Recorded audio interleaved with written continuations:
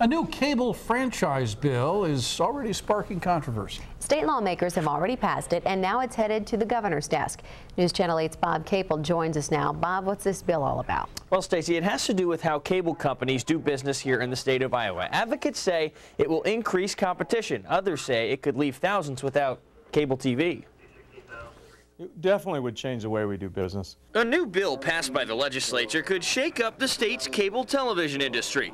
In effect, proponents say it opens up competition so that companies like Quest can become cable providers. This bill streamlines the process and makes it easier for competitors to get into the cable television business. Stephanie Milley with the Iowa Telecom Association supports the bill. It gives them more choices and lowers prices. The 10 states that have passed this, they've seen price reductions up to as much as 42%. As it stands now, cable companies have to deal individually with the cities they want to serve.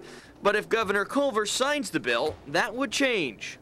They're going to get a state permit, and it's much easier to get than a city franchise. They don't have to go negotiate with each city. They can just get a permit from the state and go into the business.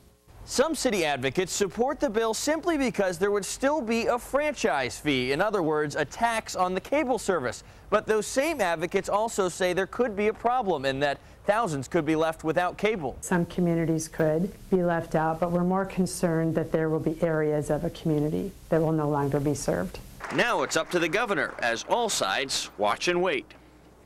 And there is also controversy surrounding those franchise fees. The bill would continue to allow cities to collect that fee, which would then jeopardize lawsuits seeking millions in dollars in refunds from several Iowa cities that are currently in the court system. Somewhat complicated bill, but it will really shake up the industry. Stacey? One to watch. Thanks, Bob.